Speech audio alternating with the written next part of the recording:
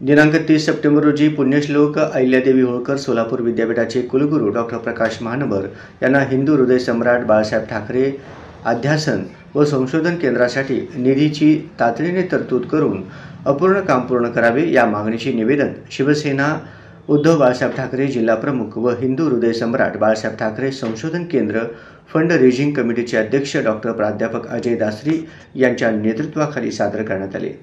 याप्रसंगी प्रदीर्घ चर्चेत डॉक्टर दासरी यांनी सांगितले की इतर संशोधन केंद्रांना विद्यापीठाकडून नियमित निधी मंजूर झाला आहे, त्याच धर्तीवर हिंदू हृदय सम्राट बाळासाहेब ठाकरे संशोधन केंद्रालाही त्वरित आर्थिक तरतूद करून बजेटमध्ये समाविष्ट करणे अत्यावश्यक आहे। केंद्राचे उद्दिष्टपूर्ण कार्य सुरू ठेवण्यासाठी किमान निधी मंजूर करावा, त्याशिवाय कार्यवाही अशक्य आहे। कुलगुरू डॉक्टर प्रकाश महानवर यांनी सांगितले की अशा संशोधन केंद्रांना विद्यापीठाकडून स्वतंत्र फंड उपलब्ध होत नाही।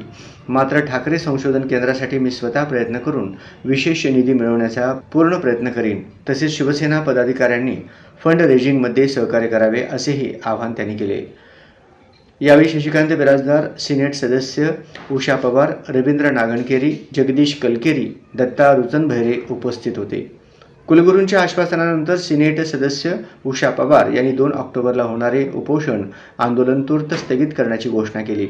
मात्र संशोधन केंद्राच्या कामात आणखी विलंब झाल्यास शिवसेना लोकशाही मार्गाने शिवसेना स्टाईलने आंदोलन उभारेल असा इशारा जिल्हा प्रमुख डॉक्टर अजय दासरी यांनी दिला।